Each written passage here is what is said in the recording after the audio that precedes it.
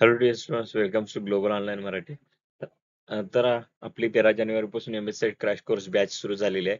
ह्याच्यामध्ये life sciences paper 2 साठी तुम्हाला संपूर्ण अभ्यासक्रमावर आधारित लाईव्ह लेक्चर, संपूर्ण अभ्यासक्रमावर आधारित रेकॉर्ड लेक्चर, त्याच्या सोबत संपूर्ण जे लाईव्ह तुमचा सिलेबस आहे त्याचे नोट्स, परत सरावासाठी प्रश्नपत्रिका, MCQ आणि 24x7 गायडन्स, ह्या सर्व गोष्टी इन्क्लुडेड असतील. लॅपटॉप प्लस वेब व्ह्यू ह्या दोन्ही गोष्टी तुम्हाला अवेलेबल करून देण्यात येतील.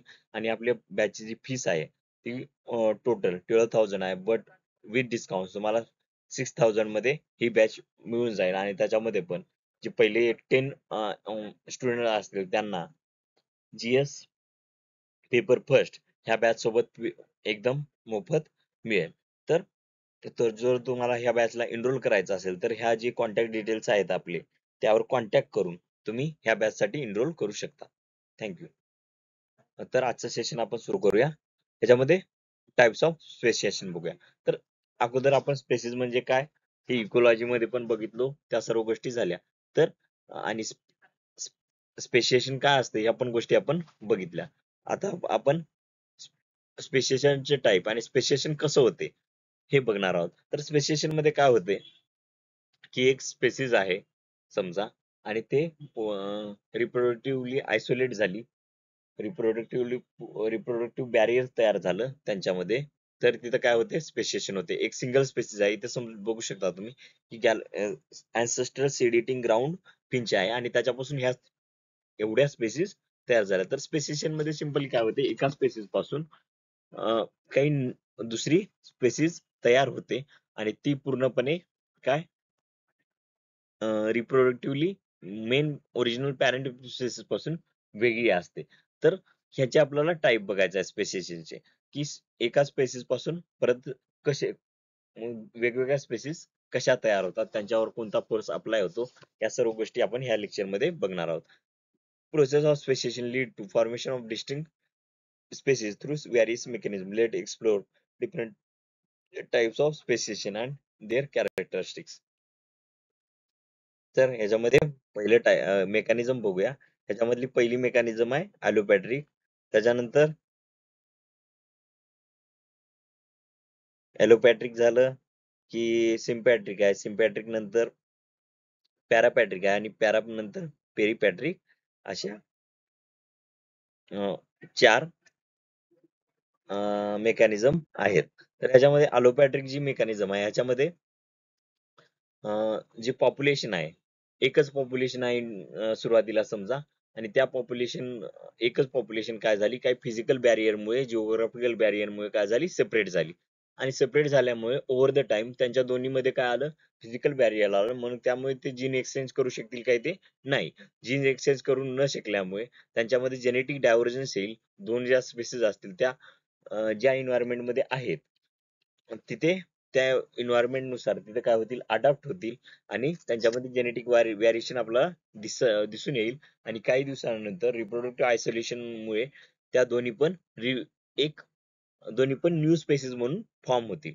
तर ह्याला काय हे झालं ॲलोपॅट्रिक स्पेसिएशन. ॲलोपॅट्रिक स्पेसिएशन मध्ये फक्त काय होते की जिओग्राफिकल बॅरियरमुळे काय होत आहे, जेनेटिक डायव्हर्जन्स येत आहे. कारण खूप दिवस त्यांच्यामध्ये काय जीन एक्सचेंज, एकच पॉप्युलेशन होती अगोदर समजा, एक पॉप्युलेशन आहे आणि दोन्ही मधून काय नदी गेली आणि ते दोन पॉप्युलेशन आता काय फिजिकली सेपरेटेड झालेत. त्यामुळे त्यांच्यामध्ये कोणत्याही पद्धतीचा जीन एक्सचेंज नाही. मग त्यामुळे ते दोन्ही मध्ये जीन एक्सचेंज नसल्यामुळे त्या दोन्ही पॉप्युलेशन काय झाल्या, सेपरेटली इव्हॉल्व्ह झाल्या आणि डिफरंट डिस्टिंक्ट स्पेसिस म्हणून त्या फॉर्म झाल्या. आणि त्या जर आता जरी आपण त्यांना काय केलं की एकाच हॅबिटॅट मध्ये जरी ठेवलं, तर ते आता काय करू शकणार नाहीत, रिप्रोड्यूस करू शकणार नाहीत, कारण ते एकमेकांसोबत genetically over the time distinct झालेल्या आहेत. याचं एक्झाम्पल गॅलापागोस फिंचेस आहे. याच्यामध्ये जे डिफरंट आयलँड आहेत त्यामुळे डिफरंट आयलँड वरचे जे गॅलापागोस आहेत ते आयसोलेट झाले आणि त्यामुळे तिथल्या लोकल कंडिशनमुळे त्यांच्या बीकच्या शेप आणि साईज मध्ये चेंज झाला. आणि ते चेंजेस होताना त्यांचे जेनेटिक व्हेरिएशन पण आले आणि त्या जेनेटिक व्हेरिएशन मुळे त्या गॅलापागोसचे जे अँसेस्टर स्पेसिस होते त्याच्यापासून बाकीच्या स्पेसिस फॉर्म झाल्या.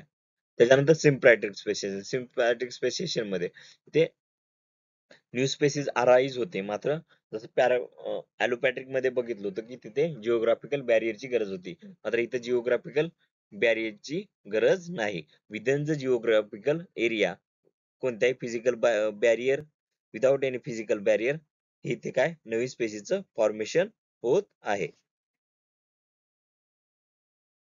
ह्याच्यामध्ये sympathetic speciation occur when new species arise within same geographic area without a physical barrier leading to reproductive isolation within same habitat. Same habitat मध्ये काय होत आहे की कोणतेही फिजिकल बॅरियर नसताना सेम हॅबिटॅट मध्ये रिप्रोडक्टिव्ह आयसोलेशन होत आहे आणि त्यामुळे इथे दोन स्पेसिस फॉर्म होत आहेत. आणि ह्याच्या एक्झाम्पल आहे apple maggots, files, flies demonstrate sympatric speciation as different population adapt infest various fruit varieties on same tree. तर एकाच ट्रीवर असून पण ऍपल मॅगट्स फ्लायच्या मध्ये सिम्पॅट्रिक स्पेसिएशन होऊन दोन डिफरंट पॉप्युलेशन तयार होत आहेत आणि तिथे different population over the time तिथे काय होईल नवीन स्पेसिस फॉर्म करतील. त्याच्यानंतर वेगवेगळ्या स्पेसिस म्हणून राईज होतील. त्याच्यानंतर पॅरापेट्रिक स्पेसिएशन आहे. पॅरापेट्रिक स्पेसिएशन हे केव्हा ऑकर होते की जेव्हा पॉप्युलेशन आहेत ते ऍडजसंट जिओग्राफिकली ऍडजसंट एरियामध्ये राहतात. मात्र त्यांच्यामध्ये लिमिटेड इंटरब्रीडिंग आहे. कारण तिथे पार्शियल जिओग्राफिकल आयसोलेशन आहे किंवा environmental grade different environmental gradient आहे. तर ह्यामुळे काय होते इथे समजा एका साईडला वेटलँड आहे आणि दुसऱ्या साईडला ग्रासलँड आहे आणि मग हे जरी दोन्ही एरिया काय ऍडजस्टंट जरी असले तरी त्यांच्यामध्ये जी ग्रेडियंट आहे इन्व्हायरमेंटल ग्रेडियंट आहे ते काय डिफरंट आहे. मग त्यामुळे इथे काय आपल्याला दोन वेगवेगळ्या स्पेसिसचं इथे फॉर्मेशन बघायला भेटते. कारण नियर बाय एरियामध्ये जरी दोन्ही स्पेसिस असल्या तरी पण त्यांच्यामध्ये जे ग्रेडियंट आहे इन्व्हायरमेंटल ग्रेडियंट आहे ते चेंज असल्यामुळे त्या तिथे वेगवेगळ्या स्पेसिस म्हणून तिथे राईज होतात. कारण आता समजा की एक लँड आहे तिथे एका साईडला टॉक्झिक इलेमेंट आहे. तिथे एका साईडला काय टॉक्झिक इलेमेंट आहे आणि दुसऱ्या साईडला हेल्दी इलेमेंट आहे आणि जी लँड आहे ती ऍडजसंटच आहे. असं त्यांच्यामध्ये कोणत्याही पद्धतीचा तिथं फिजिकल बॅरियर पण नाही. मात्र इथे जी ग्रेडियंट आहे कंडिशन इन्व्हायरमेंटल कंडिशन जे आहे ते डिफरंट असल्यामुळे तिथे दोन स्पेसिस एक जी असेल ती हाय मेटल ला ती काय करेल टॉलरंट होण्यासाठी इव्हॉल्व्ह होईल आणि तिथं नवीन स्पेसिस फॉर्म होईल आणि दुसरी जी आहे ती हेल्दी सॉइल मध्ये सर्व्हाइव्ह करण्यासाठी फॉर्म होईल. तर हे ह्याचं एक्झाम्पल असू शकते पॅरापेट्रिकचं. त्याचं याच्यामध्ये एक्झाम्पल मध्ये इस्टेना salamanders in California exhibit parapatric speciation along with environmental gradient, resulting in distinct population evolving with specific adaptation to different habitat.